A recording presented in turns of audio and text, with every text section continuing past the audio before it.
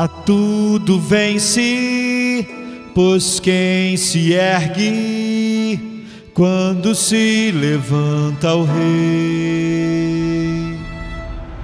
Poder flui do seu nome, nada se compara ao mistério Cristo do seu ser. Cristo, Santo, Santo, Santo, o grande Deus temendo, que foi, que é, que há de vir. E todo ser criado louve ao Rei dos Reis, Filho de Deus, Senhor, prostrado o adore.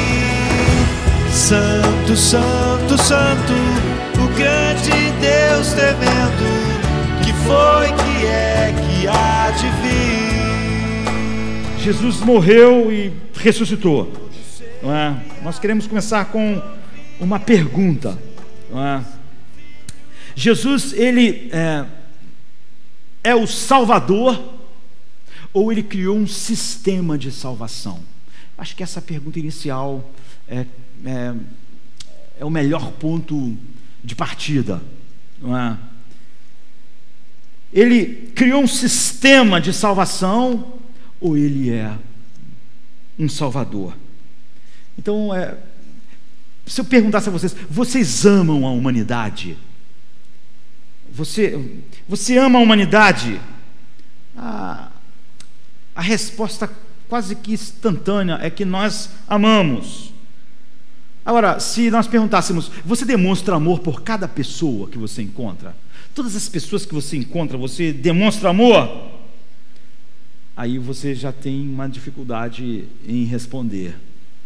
Não é tão espontâneo assim, porque quase todo mundo ama a humanidade, sabe? Entre aspas, quase todo mundo. Porque, vamos ser sinceros, é fácil amar a humanidade. Não existe nada mais fácil do que amar a humanidade. Ou não existe nada mais fácil do que amar a igreja invisível. Sabe esse pessoal que só ama a igreja invisível? Tem nada mais fácil do que amar a igreja invisível. Então amar a humanidade, na verdade, é fácil. E é mais fácil do que amar qualquer pessoa em particular. É muito mais fácil amar a humanidade do que amar uma pessoa particular. Ou é mais fácil amar a igreja invisível do que amar um irmão em particular. Eu mesmo, na verdade, acho mais fácil amar a humanidade do que amar os meus amigos.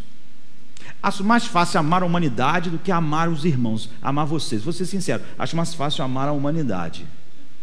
Eu acho mais fácil amar a humanidade do que amar a minha esposa. Eu acho mais fácil amar a humanidade do que amar os meus filhos, é isso. Porque, afinal de contas, essas pessoas que são vocês, minha esposa, meus filhos, meus amigos, me incomodam às vezes. Sabe?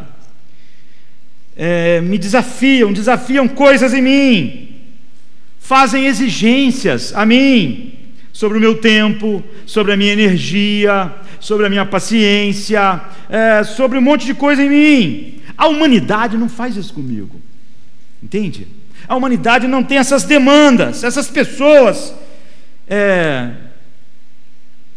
que eu digo que ama, assim, o mundo inteiro, elas não fazem nada disso. Agora, por exemplo, amar um inimigo que eu conheço é mais complicado ainda, não é?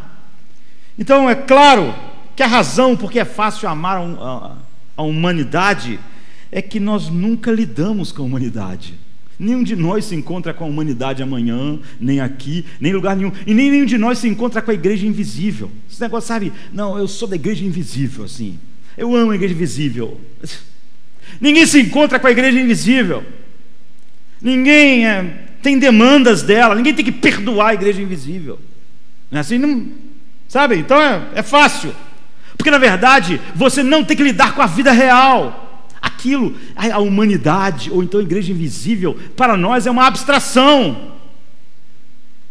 Não existe realidade para nós. Nós só temos que lidar com pessoas individuais, com pessoas reais. E você sabe como gente real é. Gente real não é como as pessoas imaginárias, ou então como a humanidade. a humanidade é fácil porque ela não exige nada de mim. Absolutamente nada. Um pastor, certa vez, Spurgeon, falando a respeito de um tema parecido, ecoou o que a Bíblia diz, dizendo: o amor é uma maneira de se comportar. O amor que a Bíblia diz é uma maneira de se comportar, e a maneira mais difícil de se comportar, exatamente porque você tem que se comportar da maneira adequada em todas as circunstâncias. É isso que nós prometemos quando casamos, é isso que é amar os irmãos, é isso que é amar a família.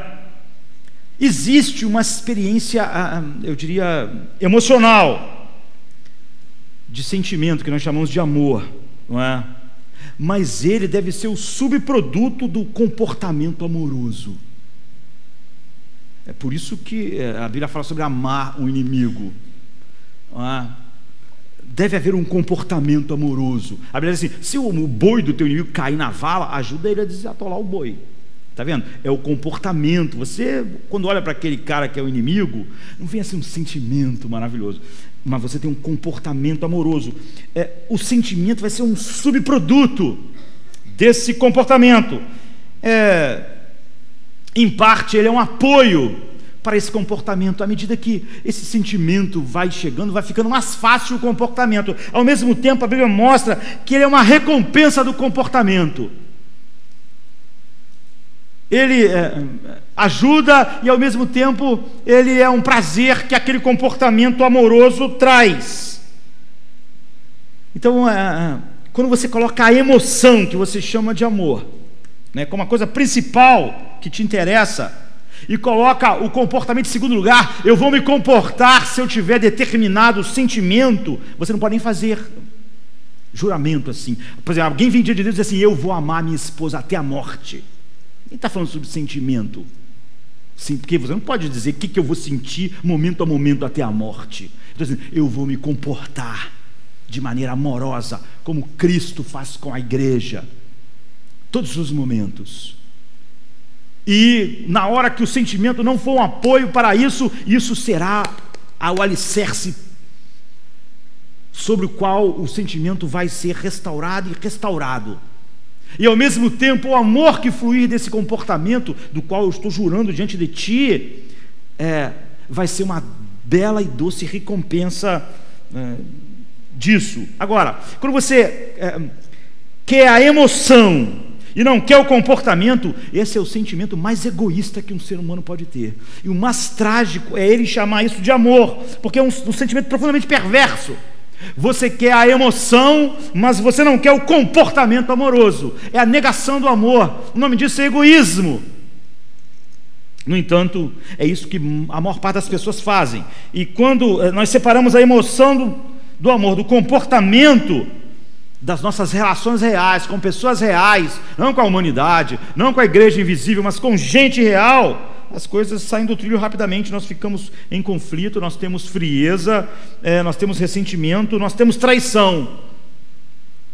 E nós fingimos que isso tudo foi inevitável, quando na verdade foi o caminho que nós fomos, porque não agimos por amor, em momento algum.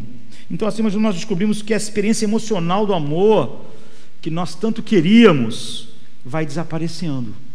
Nós, por causa de querermos uma determinada experiência, começamos a agir de uma maneira não amorosa. E cada vez mais a experiência que nós queríamos vai morrendo, vai morrendo, vai morrendo, vai morrendo. E não há como isso ser revertido se eu continuar chamando o meu egoísmo de amor. Então, isso é tão grande, não é? E isso nos mostra a falácia, na verdade, patética, de você amar a humanidade e amar a igreja invisível, porque não existe um relacionamento real. Você não se relaciona com a humanidade e você não se relaciona com a igreja invisível. Portanto, quando você diz que ama essas coisas abstratas, você está enrolando, né? Racionalizando. Não há nada para sair dos trilhos, não há nada nessa relação que possa te decepcionar, não há nada para o comportamento amoroso de verdade. Então, por isso, quando nós falamos sobre amar a humanidade ou amar simplesmente a igreja invisível, isso é entre aspas, não é a verdade. Quando você fala sobre amar a humanidade, você está falando isso porque você não tem que lidar com a humanidade e nem lidar com a igreja invisível. E você então não pode amar quando não há relacionamento verdadeiro. O verdadeiro amor é pessoal, sempre é pessoal. É por isso que João diz assim: se você não amar o irmão que você vê, como você vai dizer que ama Deus que você não vê? Olha o poder do Espírito que faz você amar a Deus que você não vê. Não seria poderoso para fazer você amar o irmão que você vê? Isso é um contrassenso, não é uma loucura. Então o amor verdadeiro é fazer coisas concretas para indivíduos concretos. Amar a igreja invisível é impossível, porque você não pode fazer nada concreto para ela. Amar ela apenas, né? E amar a humanidade também. Agora, pensa na intimidade pessoal do amor de Deus. Se esse é o jeito que nós temos para amar, quanto mais Deus. Pense em Deus, porque o amor de Deus é sempre real. Ele é um amor que sempre é pessoal. Ele nunca é um amor abstrato, assim. Nunca é um amor só de falar.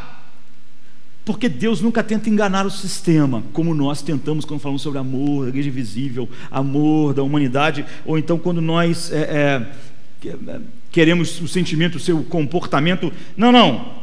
Quando a Bíblia fala sobre amor, sempre Deus está fazendo algo a respeito disso. O amor da providência de Deus faz ele nascer, fazer o sol nascer sobre justos e injustos. Não é um amor salvífico, como você vê, é um amor que faz algo.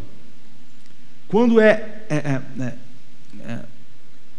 bem-aventurado o Pai do nosso Senhor Jesus, que nos abençoou com toda a sorte de bênçãos espirituais em Cristo Jesus, e nos elegeu nele antes da fundação do mundo, não é? E em amor nos predestinou. Você vê, o amor salvífico levou Deus a fazer essas coisas.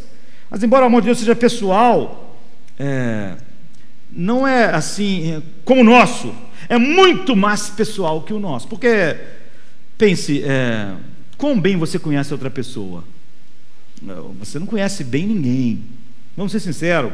Você não pode ler mentes, não pode ler corações, não pode ler espíritos, não pode ler intenções. Então a pessoa que você mais conhece pode ser seu marido, sua esposa, seus filhos, os amigos mais próximos de você. Na maior parte do tempo é o maior mistério, é um completo mistério para você. Você nunca sabe tudo que eles pensam, tudo que eles sentem, tudo que eles imaginam. Na verdade, nem você mesmo você conhece todas as coisas mentais, emocionais e espirituais acontecendo o tempo todo em você. Até perceber e conhecer tudo isso em você mesmo é difícil, que dirá nos outros. Mas não é assim com Deus. Ele sabe tudo sobre alguém, tudo. As pessoas que Deus ama, eu diria, são completamente transparentes para Ele. Ele vê completamente. Ele não apenas no momento, eles são transparentes ao longo de todo o tempo, do início e do fim. Ele sabe tudo que eles vão pensar, fazer, de todas as maneiras que eles vão agir durante toda a vida, do dia que nasceu ao dia que morreu. Então, diante de Deus, você não fez nada ainda, Ele já sabia tudo, até a sua morte. Todos os seus pensamentos, todas as suas intenções, pensar, sentir, desejar, imaginar, ao longo de todo o curso da sua vida. Portanto, quando Deus ama alguém, Ele ama com informações pessoais que ninguém mais ama, o que torna mais pessoal ainda, mais incrível. E Ele não sabe tudo sobre você como se Ele lesse num papel, ou como se Ele lesse a sua mente, ou intelectualmente lá na mente de Deus. Ele sabe tudo de uma maneira infinita, porque você existe, todas as moléculas e átomos do seu corpo existem, você existe, respira e se move nele. Não é que Ele tem acesso assim, ele olha e lê mente e intenções. Não há nada de você que está fora de tudo que Ele é. Você existe nele, se move nele, respira nele. Esse é o conhecimento. Ele sabe e conhece você com uma proximidade mais íntima do que você conhece você mesmo. Então, uma mãe que amamenta o filho, ou um marido e uma mulher que se juntaram no ato conjugal, não tem nada nem remotamente de conhecimento pessoal e de amor nesse exato momento como Deus tem sobre aqueles que Ele coloca o seu amor. Essa intimidade não é só por um momento, ela é perfeita, ela é durante todo o tempo. Então o amor de Deus sempre é pessoal, você vê, nunca há jogos aqui. Então, e esse amor, se Deus amasse de uma outra forma que não fosse pessoal, Ele não seria Deus, porque Ele teria que não ter algum dos seus atributos em algum momento, e Deus nunca pode não ter todos os seus atributos operando todo o tempo. Então Deus nos conhece intimamente, plenamente, e isso nos torna mais incrível o fato de nós podermos dizer em Cristo, ou seja, na obra de Cristo, em Cristo nós temos toda essa sorte de bênçãos espirituais, porque Ele nos amou em Cristo, nos colocando em Cristo, e Ele em amor nos predestinou. Ele ter feito isso é incrível, porque o conhecimento dele a nosso respeito é simplesmente esse. Então, em nosso relacionamento de salvação com Jesus, nós amamos Jesus pessoalmente, mas você vê, quanto mais pessoalmente Jesus nos ama, porque Ele tem esse conhecimento perfeito. E acreditar então que o amor que Deus colocou sobre aqueles que Ele salva é pessoal, porque Ele nos amou pessoalmente, é incrível, mas é a verdade. Quando Ele estava na cruz, Ele estava pessoalmente representando pessoas. Quando Jesus criou o universo, quando Jesus tirou do nada todas as coisas, quando Ele se esvaziou, quando Ele desceu, quando Ele tomou a forma de homem, quando Ele andou nesse mundo em obediência, em justiça perfeita, e Ele foi crucificado, e Ele foi sepultado, e Ele ressuscitou, e Ele subiu e foi a estar à direita do Pai. Ele fez isso por você pessoalmente. Ele fez pessoalmente por aqueles que Ele salva. E Ele conhecia você intimamente ao fazer essas coisas, cada uma dessas coisas que Ele fez. Então, cada coisa que Ele fez pessoalmente por você, se você está em Cristo. Ele não fez por um grupo de pessoas, nem por uma multidão. É como se, por exemplo, quando Deus falou com Moisés para tirar, que o povo ia sair do Egito, é como se Ele dissesse: Moisés, eu estou enviando você para tirar as pessoas das garras de Faraó. Eu estou mandando isso, Moisés, por causa de Josemar Bessa, que nasceu no Rio de Janeiro, na cidade do Rio de Janeiro, no estado do Rio de Janeiro, que mora na Rua do Petróleo, enfim, é essa pessoa, de modo que ele vai se tornar irmão adotado e vai ser limpo do seu pecado e entrar na bem-aventurança do meu reino. É assim, é pessoal. Agora, a aplicação disso é assustadora, porque... E é isso que você, em vez de o Espírito te levar para a palavra de Deus, você vier trazendo de fora do mundo, da filosofia e da mente inimiga de Deus, e da mente que faz com que o homem ache que ele tem méritos e que ele realmente merece algo de Deus, quando na verdade ele só merece a ira de Deus. Ele tem um choque com essa verdade. Porque é óbvio que nós, quando falamos que Deus, em amor, Ele nos predestinou, ou Ele nos escolheu antes da fundação do mundo, Ele está falando isso pessoalmente. E é óbvio que pessoalmente, se os homens todos estão debaixo da ira de Deus, e Ele pessoalmente resgata alguns, pessoalmente outros estão sendo deixados a ir em direção àquilo que os seus próprios corações são, não é? Então, para fugir disso, quando você tem um pensamento não cativo à verdade de Deus, e quando você vem com um coração que ainda é inimigo de Deus, e você abraçou o humanismo, você tem uma tremenda dificuldade. Aquilo que foi feito, e por isso as doutrinas da salvação encontram dificuldade, é que as pessoas tentaram despersonificar o amor de Deus e dizer que Jesus não fez uma obra de salvação por pessoas, mas pela humanidade, entende? Como amar a humanidade, como eu estava explicando a diferença de amar a humanidade e amar pessoas. Então,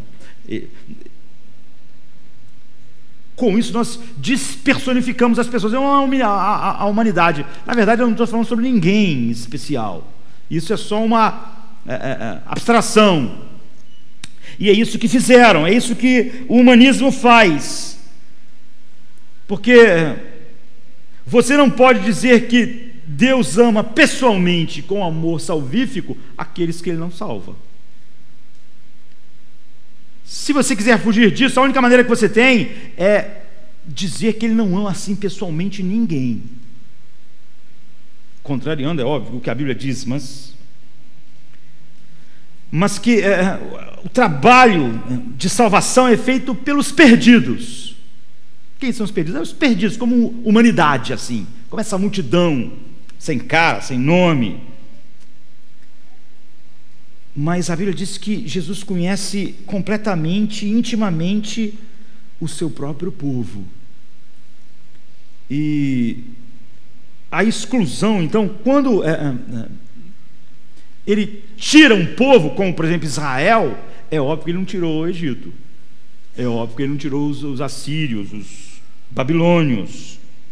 Então é óbvio que é como quando Ele diz: eu separei Israel. Nós podemos dizer isso ao contrário: eu não separei o Egito, eu não separei a Babilônia, e a Babilônia vai andar pelos seus próprios caminhos. Então, da mesma maneira que eu falei, Josemar, que nasceu em 69, no Rio de Janeiro, na cidade do Rio de Janeiro, no estado do Rio de Janeiro, e vive na rua tal, é a mesma coisa oposta. À primeira vista, nós simplesmente, do ponto de vista humano, nós queremos varrer isso, nós lutamos contra isso, e a única maneira que foi encontrada é despersonalizar o amor de Deus. Nós vimos que amor que é despersonalizado nem existe, mas é o que nós tentamos fazer para tentar resolver isso, porque se nós personalizarmos o amor de Deus e falarmos: Deus quer salvar, e Ele é todo poderoso, e Ele diz: toda a minha vontade será feita, operando eu, quem impedirá? Então Ele não pode deixar, Ele não pode não conseguir o que Ele quer. Se Ele diz: bendito seja o Pai do nosso Senhor Jesus Cristo, que nos deu toda essa sorte de bênçãos espirituais em Cristo, porque nos elegeu nele antes da fundação do mundo e em amor nos predestinou. Você vê, isso tem que acontecer, porque isso é pessoal. Está falando sobre gente, pessoas reais. Porque Ele, sendo todo poderoso, Ele não pode em amor querer fazer algo para mim, me colocar em Cristo e não conseguir, porque teria que haver um poder maior do que o dele. A solução que alguém que olha para a palavra de Deus e quer torná-la aceitável para o coração do homem não regenerado, às vezes dele mesmo, não importa se ele é um grande líder, o credo de Atanásio foi feito porque grandes líderes estavam negando as doutrinas da divindade de Cristo. Então, a solução para esse problema teológico foi dar um salto irracional. Porque se nós dissermos que Deus quer salvar todos os indivíduos pessoalmente, e Ele sempre faz o que Ele quer, e Ele opera, e nada pode impedir, E nós sabemos que nem todos os seres humanos vão ser salvos, ou são salvos, ou muitos já estão perdidos. Então, a única coisa que nós podemos dizer é que o amor salvífico de Deus não é dirigido para ninguém pessoalmente. É despersonalizar o amor de Deus, é dizer, Ele ama assim como eu amo a humanidade, não é ninguém específico, não há uma relação pessoal, mas nós vimos como se não há relação pessoal, não há amor, e a relação de Deus, quando fala de amor, é mais pessoal, porque Ele conhece o que nós não conhecemos. A única maneira de nós falarmos que Deus não exclui indivíduos específicos é dizer que Ele não ama ninguém especificamente. Porque se nós falássemos que Ele ama alguém especificamente, e Ele salva indivíduos especificamente, pessoalmente, nós temos que dizer que a salvação é pessoal. E aí nós teremos que dizer que não estar colocado nela também é. Portanto, se nós queremos uma obra salvadora de Deus universal, o amor de Deus não pode ser pessoal. O amor salvífico de Deus não pode ser pessoal. Então, nós criamos algo que não pode se sustentar. Então, a maior linha divisória entre todas as coisas que negam as doutrinas bíblicas da salvação e a pregação das doutrinas da graça é essa. É consequência dessa divisão, desse problema, não é, teológico, que as pessoas, em vez de abraçar o que a Bíblia diz, preferiram despersonalizar o amor de Deus e despersonalizar o amor salvífico de Deus, porque elas achavam que, como elas partem do homem e do merecimento e do mérito humano, elas não podiam ouvir Deus dizer em Romanos 9: eu terei misericórdia de quem eu tiver misericórdia. Não depende de quem quer nem de quem corre, mas de Deus que usa da sua misericórdia. E nós temos que despersonalizar. Então, todas as vezes que as pessoas tentam fugir dessas doutrinas da salvação, você tem que dizer que Deus ama a humanidade em massa, mas não pessoalmente. Porque se Ele amasse pessoalmente, e pessoalmente tivesse feito o que a Bíblia diz que Ele fez, é óbvio que Ele não pode falhar no que Ele quer fazer. Se Jesus não morreu na cruz e ressuscitou dos mortos, porque Ele amava você pessoalmente, conhecendo você completamente, substituindo você naquele instante, então Ele só pode ter feito isso porque Ele ama as pessoas de uma maneira abstrata. Eu amo a humanidade, eu vou morrer assim pela humanidade. Não sei quem, por quem. Quem? Não é a humanidade. Não tem nome, não é uma pessoa, é abstrato. Então você tem que dizer que Jesus morreu e ressuscitou porque Ele amava a humanidade. E não pode dizer, Ele me amou, como a Bíblia diz. Ele se entregou por mim. Não pode, Ele se entregou assim. Então é importante compreender claramente a diferença que isso quer dizer. Se Deus ama todas as pessoas como uma massa, ou se Ele ama indivíduos, individualmente, pessoalmente. Se Ele ama a humanidade de maneira abstrata, igual você diz, eu amo a humanidade, porque essa humanidade é uma coisa que é abstrata, você não tem relação com ela. É óbvio que Deus podia amar cada pessoa individualmente, incluindo todas as pessoas do mundo, mas não é isso, porque isso seria individual, não é? Isso seria pessoal. Então, amar para Deus como para nós passaria a ser um conceito abstrato. Eu amo a humanidade. Enfim, e quando você faz isso, você corre um grande risco, e por isso eu quero pressionar, porque na tentativa de falar sobre o amor salvífico, sobre a humanidade como uma massa e não pessoalmente, você perde aquilo que Jesus fez na cruz, e você tem que começar a negar um monte de doutrinas bíblicas. Porque o amor que pode só abraçar a humanidade, não pode abraçar individualmente pessoa alguma, indivíduo algum. É só aquela abstração. Então, se o amor que levou Jesus à cruz, a morrer, fosse individualmente por todas as pessoas, então todas as pessoas tinham que ser salvas. Mas se é um amor abstrato, então, não, porque ele é isso, ele é abstrato. Nós não queremos que o amor de Deus seja pessoal, mesmo não existindo um amor que não seja pessoal. E porque nós teríamos que dizer que a obra de Deus falha, que aquilo que Deus quer Ele não consegue, Ele é impotente. Assim o amor salvífico de Deus, ou é um amor pessoal, que abrange alguns, e se ele é pessoal, não abrange todos, porque nem todos se salvam. Ou o amor é um amor que não é pessoal em tudo, que nunca abraça indivíduo nenhum, então ele é abstrato. É como você dizendo que ama a humanidade, ou que ama a igreja invisível, algo que você nunca viu, você não tem contato. Oferecer salvação assim não é oferecer não é falar sobre um salvador, é sobre um sistema. Se você despersonalizar o amor de Deus, você tem consequências sobre todas as doutrinas da Bíblia. E é isso que quase que é ensinado massivamente. Se o amor salvífico de Deus é impessoal, é a humanidade, é um mundo assim, a massa. Então, segue-se que a salvação, o trabalho que Jesus fez de salvação, não é para ninguém especificamente, sua morte e sua ressurreição. E que essa morte e ressurreição não salva ninguém individualmente, porque ele morreu por uma massa abstrata. E quando Jesus morreu e ressuscitou, ele não salvou ninguém em sua morte. Nós estávamos meditando na semana passada, né?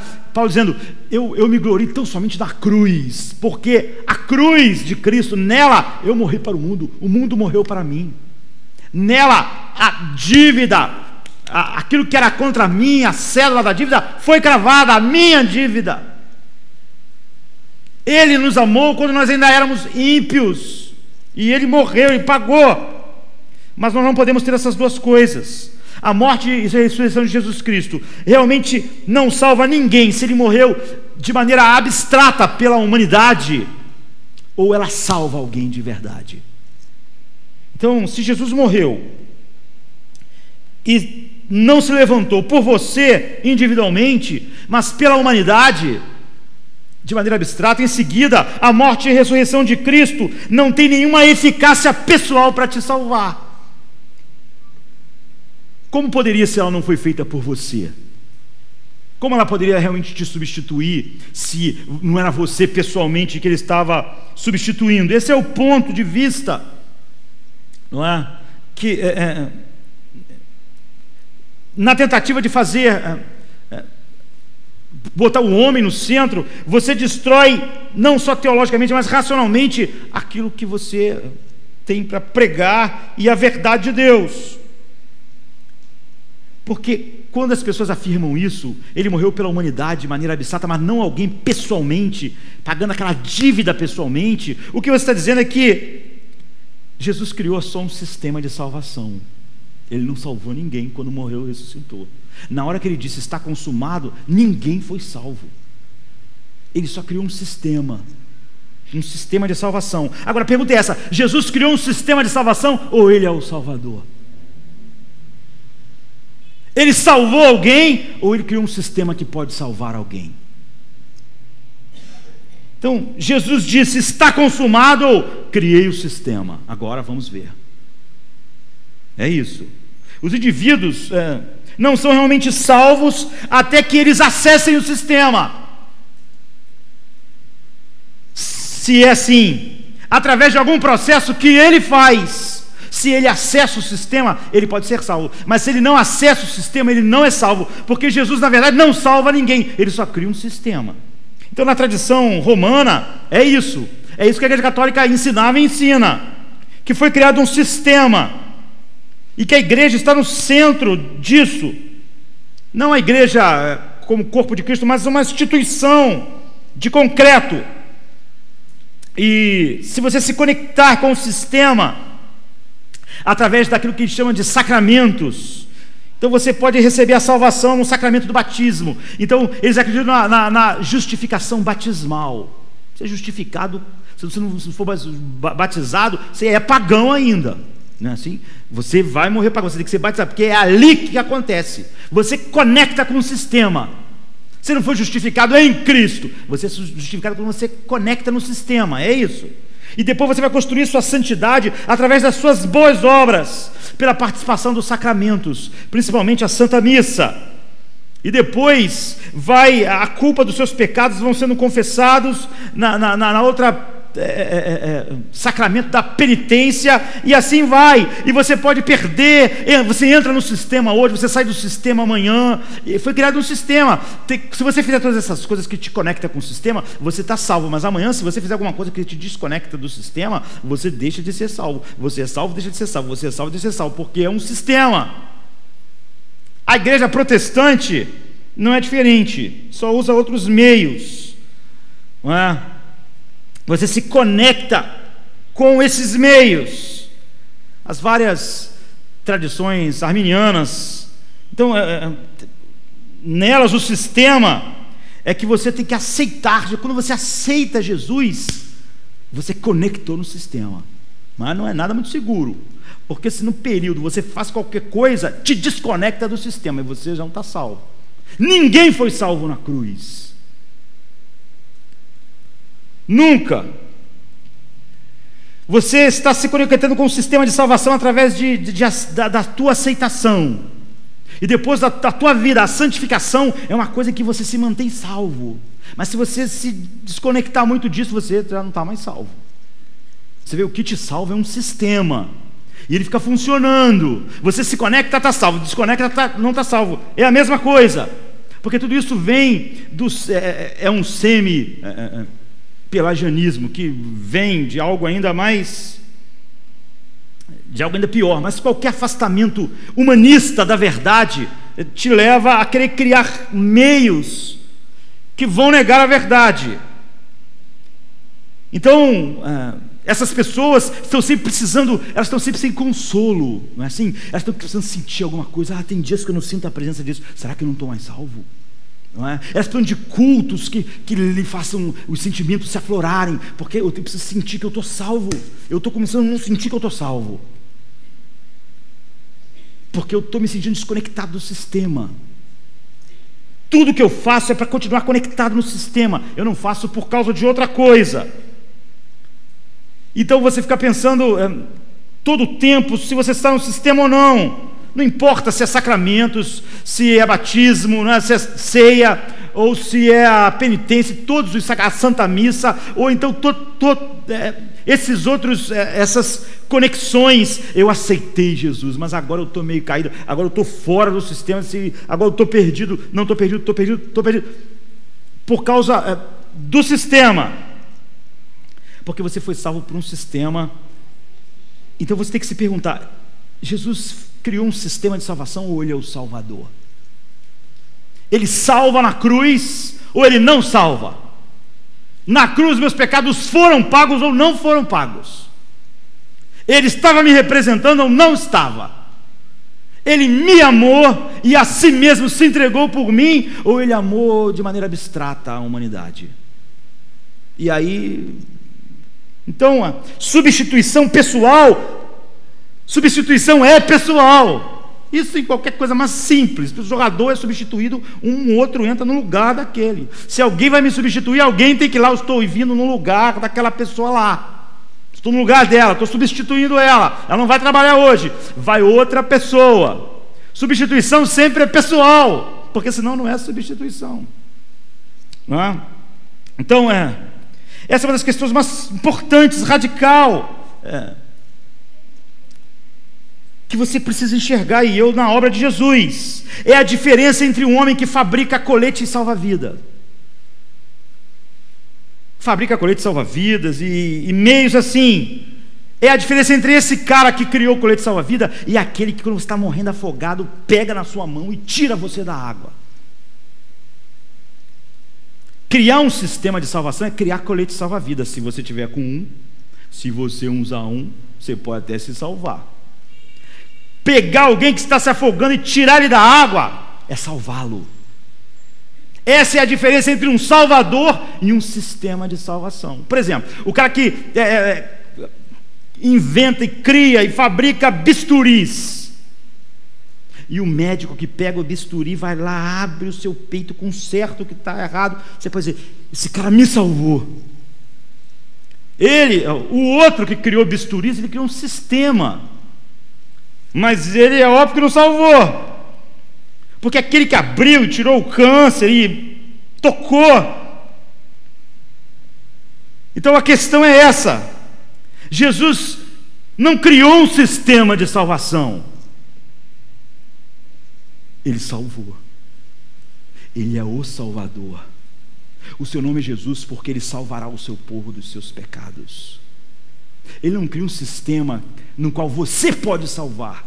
E você pode salvar, e você pode não usar o sistema e cair do sistema e não usar o sistema. As pessoas que fazem colete salva-vidas fazem um trabalho digno e importante, mas com razão elas não recebem a honra de serem um salvador daquele cara que pulou na água para tirar a criança de lá. Porque aquele cara salvou a criança, salvou a pessoa.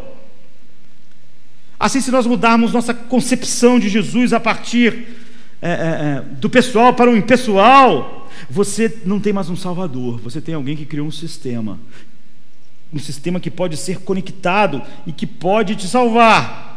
A questão em jogo aqui é totalmente vital. Historicamente, o cristianismo, é óbvio, diz que Jesus salva, porque a Bíblia diz como um substituto que propiciou e recebeu a ira de Deus. Ele ficou no seu lugar, ele viveu uma vida santa para ser atribuída àqueles que ele representa, e depois ele recebeu a punição daqueles que ele representa. É óbvio que se ele representa pessoalmente todo mundo estava salvo. É óbvio que todo mundo não está salvo. A única maneira que as pessoas encontraram, porque isso contraria a essência de que o ser humano é o centro, e que ele é digno não tão somente do julgamento e da ira de Deus, mas ele é digno de outras coisas maravilhosas, foi despersonificar isso e perder isso. Portanto, a ira divina que estava guardada para você por causa dos teus pecados foram derramadas nele como um substituto. Ao fazer isso, ele comprou para você um lugar no reino de Deus com o seu sangue. A substituição é essencial para o testemunho bíblico sobre a obra de Jesus. A Bíblia diz assim, Isaías 53:5: ele foi ferido pelas nossas transgressões, ele foi moído pelas nossas iniquidades, sobre ele foi o castigo que nos traz a paz, e pelas pisaduras dele nós fomos sarados. Em 2 Coríntios 5:21 diz: aquele que não conheceu o pecado, o fez pecado por nós, para que nele nós fôssemos feitos justiça de Deus. Por exemplo, 1 Pedro 2:24: levando ele mesmo em seu corpo os nossos pecados sobre o madeiro, para que mortos para o pecado pudéssemos viver para a justiça, e pelas suas feridas nós fomos sarados. Desde o ponto de vista substitutivo da obra de Jesus, é tão importante que o relato bíblico da salvação se espalha por todos os lugares, sabe, de tal maneira que mesmo aqueles que querem despersonalizar e dizer que ele não morreu por ninguém, não querem negar isso. Então ficam fingindo que essas duas coisas não estão em contradição,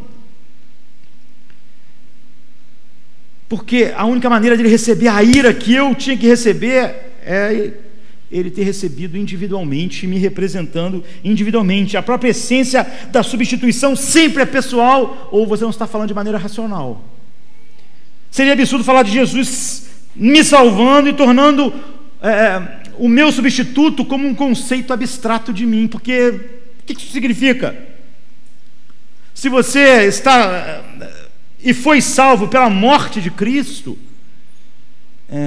ele teve que tomar o seu lugar pessoalmente. Alguém que está recebendo eternamente a ira de Deus no inferno, é óbvio que a ira de Deus não foi derramada sobre Cristo, porque a ira de Deus se esgota em Cristo, naqueles que ele substitui. É óbvio que se alguém hoje recebe a ira de Deus e o julgamento, é óbvio que Jesus não pode ter recebido aquele julgamento e aquela ira.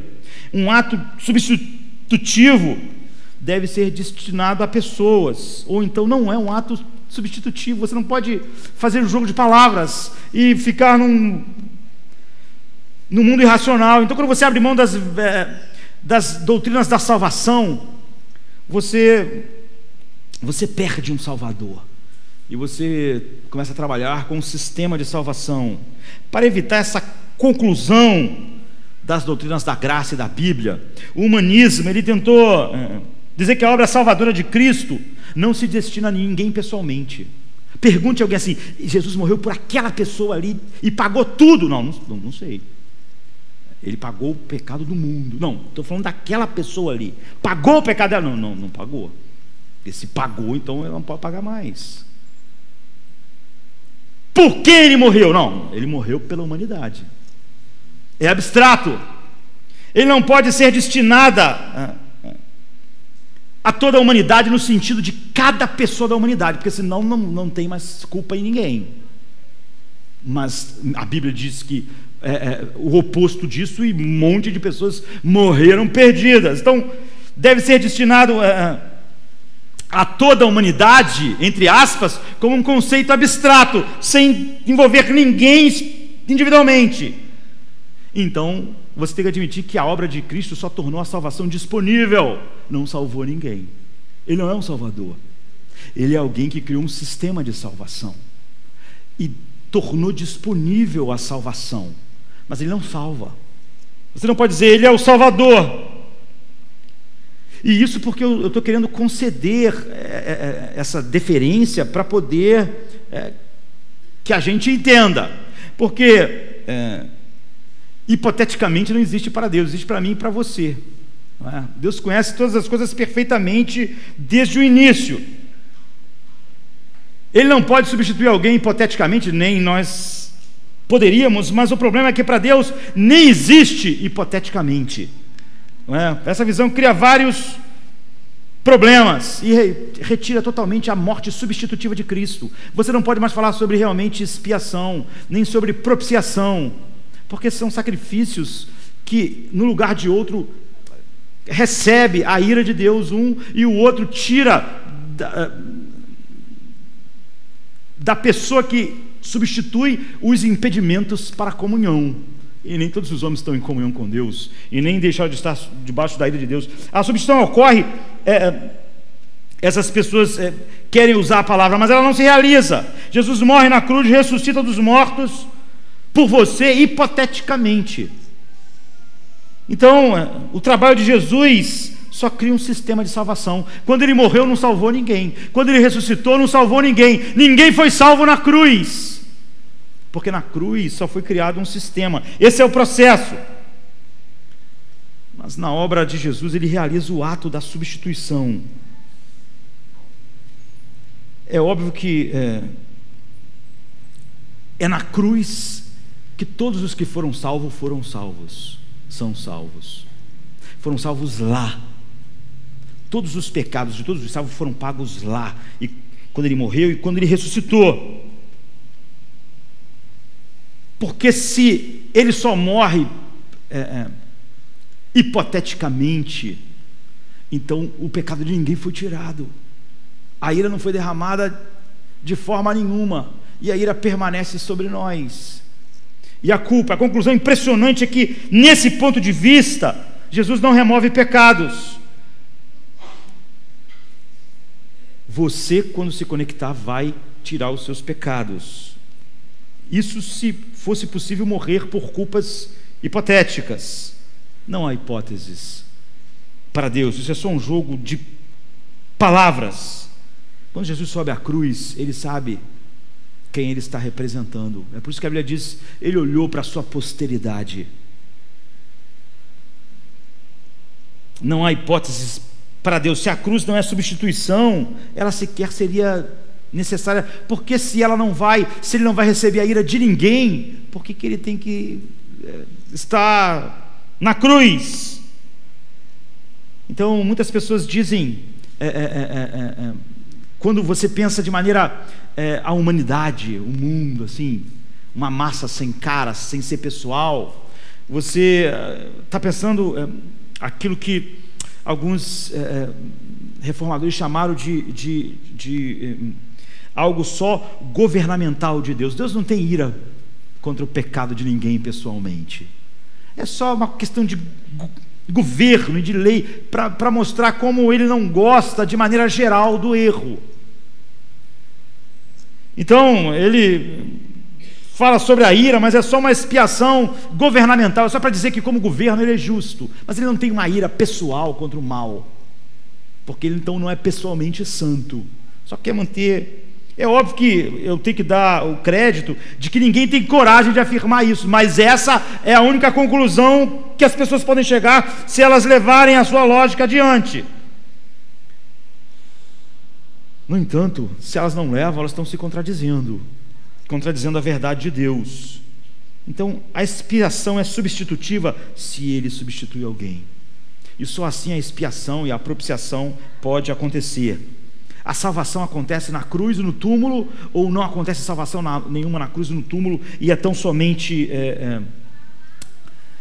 um sistema de salvação, ele não é um salvador. Então, quando Jesus morre pessoalmente por mim, ele me salva pessoalmente. Claro que quando você diz isso, a salvação é realizada na cruz e no túmulo, não quer dizer que não acontece nada antes e depois.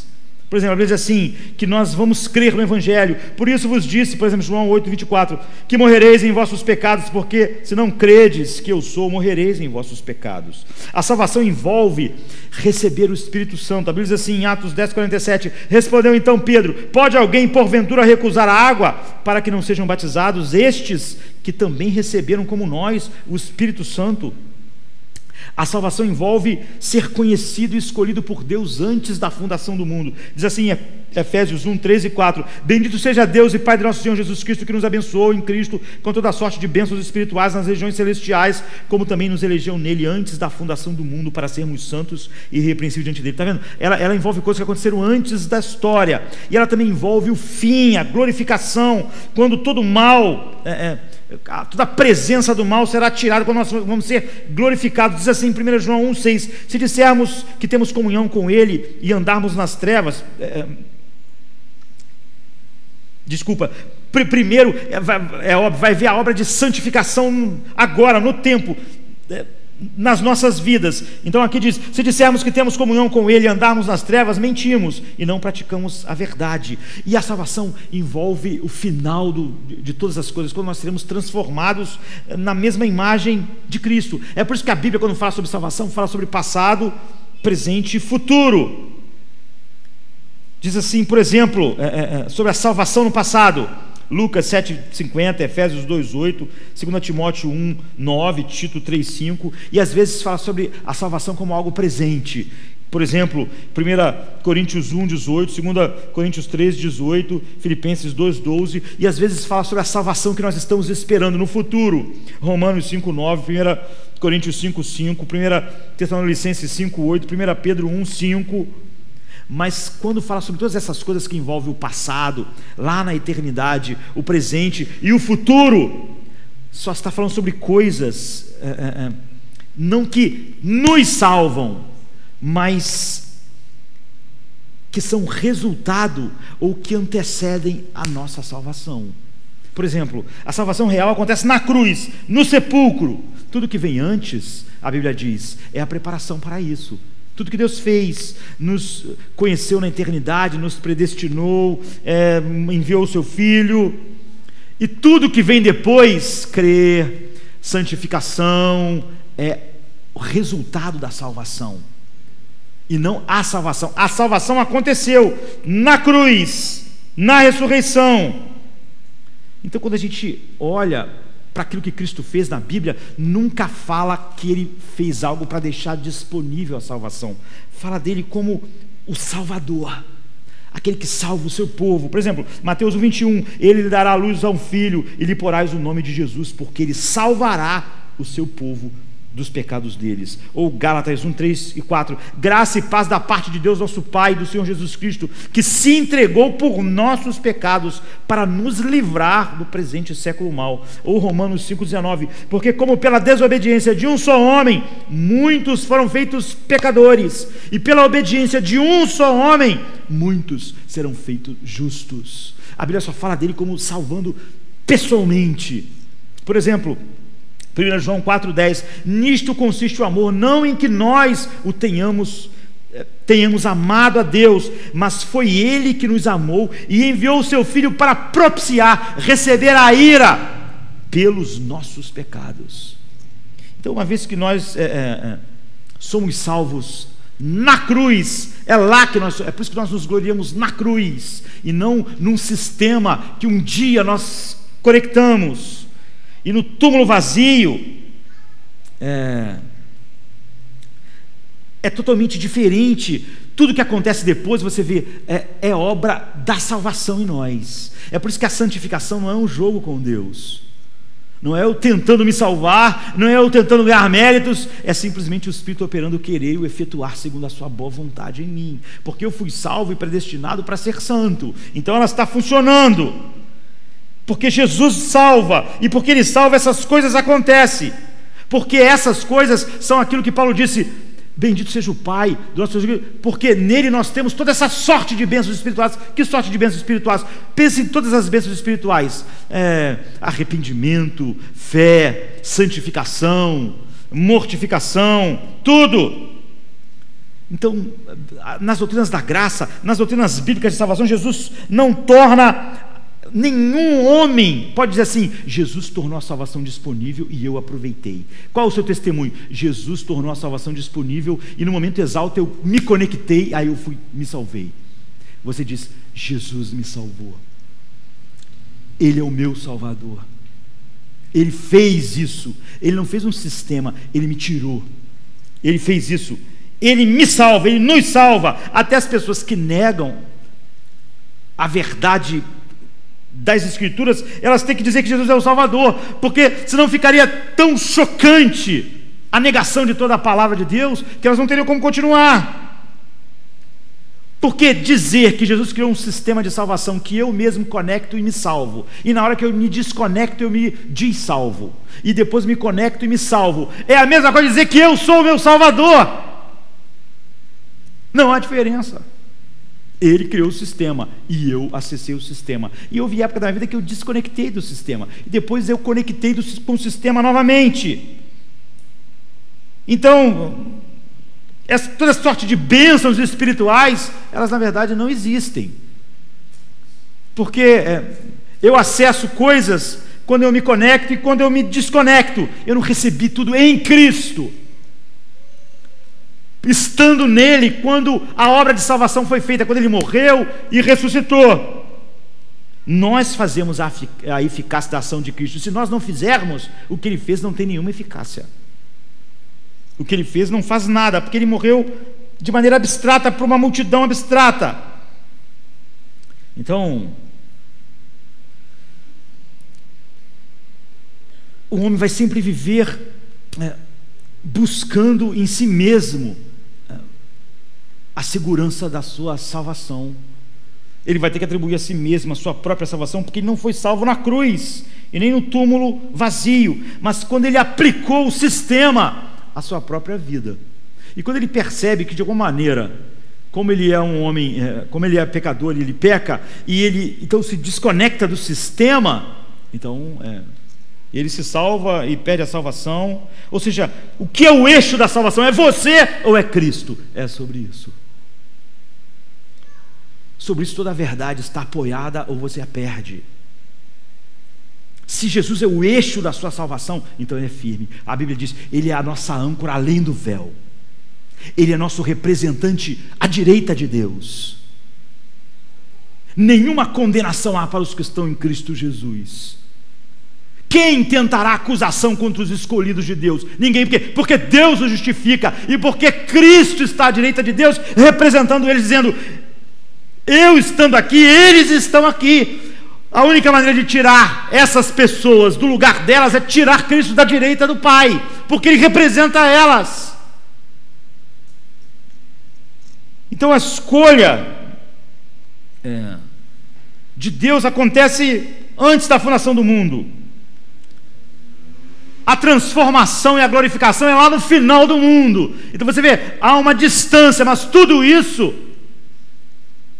é o que antecede e a consequência da salvação. O homem que é salvo na cruz. É por isso que ele se gloria na cruz. É por isso que ele não se gloria em mais nada a não ser a cruz, porque não é um sistema, é a salvação.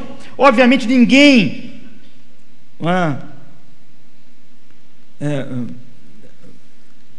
deixa de fazer com que a gente entenda, ninguém que ame a palavra de Deus, todo esse processo, e nós devemos falar a respeito deles: eleição, justificação, adoção, regeneração, santificação, glorificação. Mas tudo isso é consequência da salvação.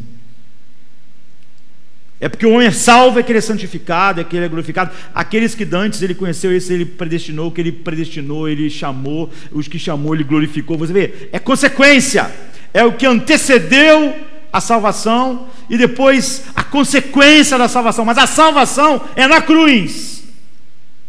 Não é um sistema que eu conecto e desconecto. Ele é o salvador e não o criador de um sistema, porque amor só pode ser pessoal. Você vê, mesmo o amor providencial de Deus sobre todos é algo que faz algo pessoalmente por todas as pessoas. Faz o sol nascer, faz o estômago funcionar, faz o cérebro funcionar. Esse é o amor da providência. O amor salvífico, a Bíblia diz, Ele nos elegeu em Cristo antes da fundação do mundo. É algo pessoal, é algo que Deus faz. Não existe amor não pessoal, hipotético. Então nós vamos desbravar isso. A questão toda, você vê da dificuldade que o homem, que o humanismo tem, e quando o homem é o centro, é essa. Qual é o centro da salvação? Qual é o seu ponto focal? Qual é o locus da salvação? Qual é a articulação na qual a salvação acontece? Qual é o seu ponto de inflexão? Onde ela é colocada em movimento e você entra naquilo que chama de velocidade terminal, onde não dá mais para parar. Até quando você começa a descer um morro, descer e começa a pegar velocidade, ainda dá para parar, não é velocidade terminal. Mas quando você atinge a velocidade terminal, é quando já não dá mais para parar. Ou seja, o que é que colocou em movimento a salvação e levou ela até o ponto da velocidade terminal? É Cristo ou você? É um sistema que você em um dia fez isso? Qual é a base da nossa salvação? O centro da nossa salvação é o túmulo vazio? É a cruz? Cristo é um salvador? Ou Ele é apenas alguém que criou um sistema que pode salvar alguém? Como quem criou coletes salva-vidas e bisturis? Ou Ele é alguém que tira alguém da morte? A obra de Jesus que realmente decide a questão, ou é a obra de outra pessoa? Ou de você?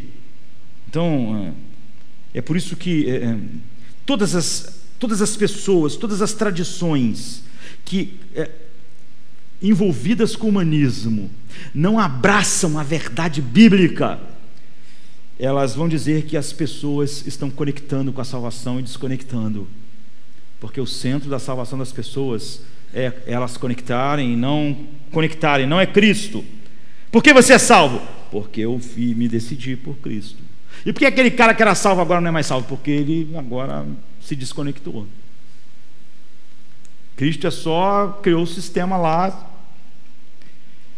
Mas é o meu ligar que decide, e não o meu crer, o resultado daquelas bênçãos espirituais. Já é o resultado da salvação que foi feita na cruz. No tempo certo, Deus me chamou. Por exemplo, a Bíblia diz assim para Paulo: eu separei antes de nascer. Mas ele viveu um tempão matando a igreja, matou Estevão. Por que Deus não chamou antes? Porque, não sei. Porque quando Deus quis, quando Paulo odiava Cristo, odiava a igreja, Deus o chamou. E então esse chamado... E Paulo diz assim: Ele morreu por mim quando eu era ímpio. Paulo está dizendo o seguinte: Ele morreu por mim quando eu era aquele cara horroroso. Porque eu fui salvo na cruz. Eu me gloriei na cruz. Eu não fui salvo. O ponto da minha salvação não foi quando aconteceu. Aquilo já é o resultado, Então é por isso que as pessoas têm que lutar. A obra de santificação das pessoas é uma penitência. Elas estão tentando ser salvas, elas estão fazendo o que elas não gostam, elas estão com medo, elas estão tentando ser salvas, elas estão tentando desesperadamente continuar conectadas. Não é o poder do Espírito operando nelas o querer e o efetuar, porque elas foram salvas, e porque foram salvas tem uma nova natureza, e porque elas foram salvas, nada mais separa elas do amor de Deus que está em Cristo. Quem nos separará do amor que está em Cristo? Alguém levantaria o dedo? A gente, se a gente desconectar.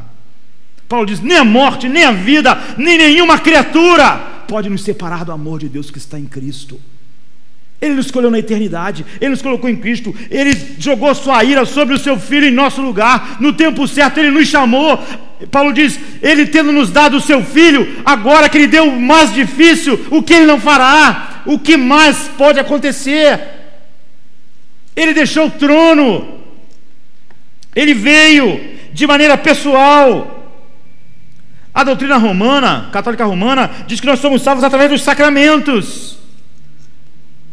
E se não, se a criancinha morre antes, ela morre pagã, e mesmo depois você depende de todas essas conexões que não tem nada a ver com Cristo. Mesmo depois de morto, alguém tem que fazer algo por você. Você depende da igreja nesse sentido. Ou então você precisa de usar essas coisas, às vezes, ainda pior, né? Porque as pessoas oscilam em devoção entre Cristo, a igreja, a Maria, os santos, aos sacramentos, tentando ser salvo. Ou então, se ele não faz assim, ele acha que ritos mágicos podem salvá-lo. Cristãos também acham, protestantes, que o culto é um rito mágico, e não a celebração de homens redimidos na cruz, seguros, sendo santificados e sendo lavados pela palavra de Deus. No entanto, esse problema você vê, acontece na igreja católica, na igreja protestante, porque quando você parte do humanismo, você não tem como mais, você não vai poder mais agir de maneira lógica, você vai ter que falar sobre um amor que não é pessoal, sobre uma substituição hipotética, tudo coisas que nem racionalmente podem ser aceitas, e fazendo de Jesus não um salvador, mas um criador de um sistema de salvação. E você começa a ter que chicotear a você mesmo, tentando lutar para ser salvo, continuar salvo, e preocupado se vai morrer salvo. Isso a Bíblia não chama de culto, não é? A Bíblia diz que as pessoas que fazem assim, elas não compreendem nada do Evangelho. Por exemplo, em Colossenses 2:23 diz: não toques, não proves, não manuseios, as quais coisas todas perecem pelo uso, segundo o preceito de doutrina de homens, as quais têm, na verdade, alguma aparência de sabedoria, em devoção voluntária, humilde e em disciplina do corpo, mas não são de valor algum, senão para a satisfação da carne. Tudo isso que o homem cria não tem valor nenhum, só faz o homem sentir: eu estou fazendo coisas, eu mereço coisas, é isso, só satisfazem a carne. Mas quando Jesus nos salvou na cruz, o culto é a reverência ao Salvador, ao Deus eterno, que as nossas mentes eram inimigas e agora foram abertas pelo Espírito Santo para ver a glória de Deus na face de Cristo. A santificação não é uma tentativa de ser salvo, é porque eu fui predestinado para ser santo. Meu coração agora ama a santidade e vê o pecado em mim, e isso agora é visto com desprazer. O culto não é uma série de coisas que eu estou tentando fazer para ver se eu vou colocar a balança equilibrada diante de Deus. Todo cristão que é cristão verdadeiro só é cristão pelo túmulo vazio e pela cruz vazia.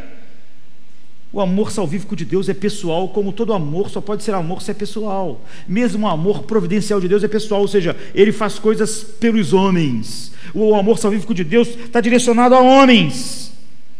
Jesus substituiu homens, recebeu a ira por pecado de homens, sua justiça é colocada sobre esses homens.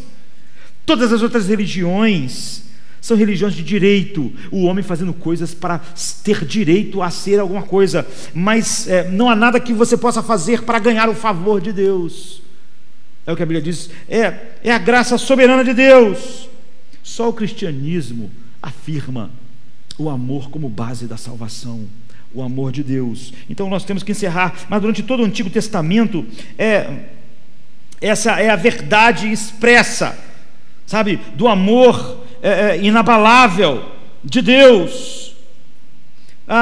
Eu nunca te deixarei, Israel, eu escolhi você entre as nações, não porque tu era maior, não porque tu era, mas porque eu te amei, é por isso, e eu separei você. Essa é a razão. Sempre que Deus dá, eu salvei porque eu amei Israel, não há outra razão. Então, em 1 João, por exemplo, 4, 7-12 diz: amados, amemos uns aos outros, porque o amor é de Deus, e qualquer que ama é nascido de Deus e conhece a Deus. Está falando sobre amor entre homens regenerados. Aquele que não ama não conhece a Deus, porque Deus é amor. Nisto se manifestou o amor de Deus para conosco, que Deus enviou o seu Filho unigênito no mundo, para que por ele vivamos. Nisto está o amor, não em que nós tenhamos amado a Deus, mas em que ele nos amou e nos enviou o seu Filho para a propiciação dos nossos pecados. Amados, se Deus assim nos amou, também nós devemos amar uns aos outros. O amor entre os homens, entre a igreja, é o reflexo desse amor pessoal de Deus, e é esse amor pessoal, porque só existe esse tipo de amor. Ninguém jamais viu a Deus. Se não amamos uns aos outros, se nós amamos uns aos outros, de fato, com este amor, que é um reflexo do amor de Deus por nós, Deus está em nós, e em nós é perfeito o seu amor. Então, quando a Bíblia diz que Deus nos ama, está falando da única forma que o amor é real. O amor é pessoal. É por isso que quando Paulo diz, ele nos elegeu, ele está falando sobre o que Deus fez pessoalmente por nós. No Antigo Testamento, em Deuteronômio 10:5, Deus diz assim: tão somente o Senhor se agradou de teus pais para os amar, e a vós, descendência deles, escolheu depois deles todos os povos como neste dia. Ou então esse amor inabalável que nunca acaba de Deus. Por essa razão, 2 Samuel 22:51, ele é a torre das salvações do seu rei, e usa da sua misericórdia com o seu ungido, com Davi e com a sua descendência para sempre. É o amor pessoal. Por exemplo, João nos mostra os últimos momentos de Jesus no mundo. Jesus diz assim em João 13:1: tendo amado os seus que estavam no mundo, amou-os até o fim. E quando Jesus começa então ali a orar, ele diz que o nosso amor deriva desse amor real entre ele e o Pai. Como o Pai me amou, assim eu também amei vocês. Como o Pai me ama de verdade, não é hipoteticamente.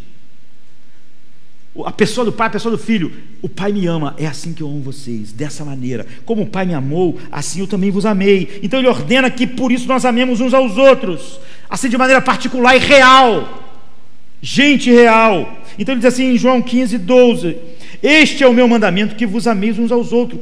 Como eu vos amei.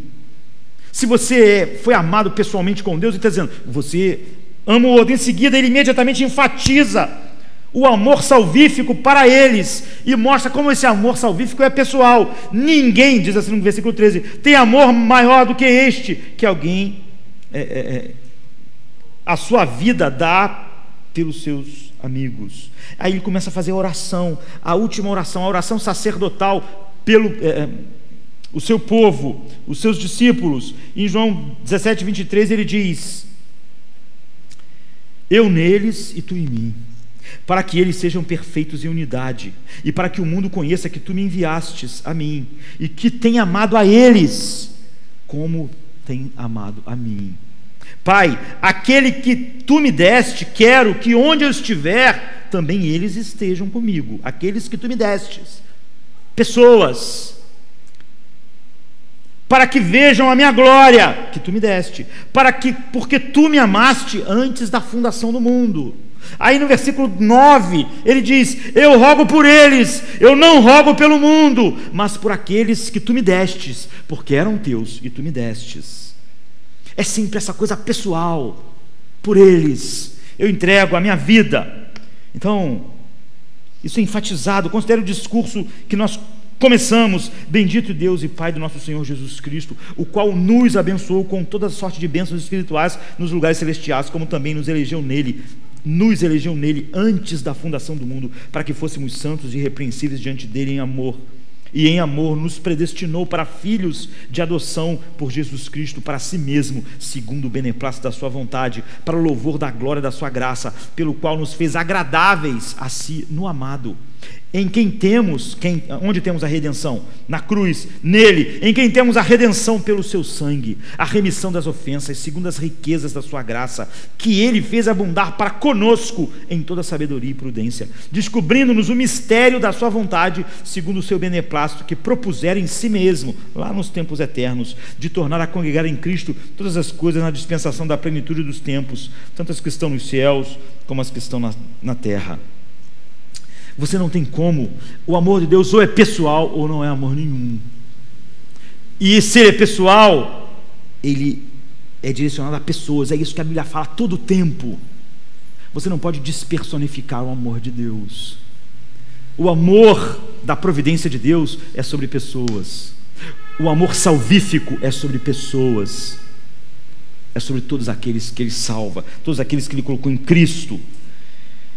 Jesus fez expiação, Jesus fez propiciação, e nós vamos ter que olhar todas as coisas que envolvem esse ponto principal, mas esse é o locus.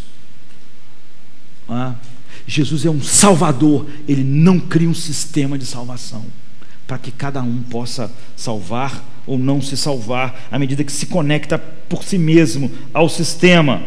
Ele é o salvador. Ele recebe a glória, a honra. E é óbvio que os homens, todos nós nascemos, vivíamos para o desprazer de Deus, e todos pecamos, estávamos destituídos da glória de Deus. E ele passou e salvou homens.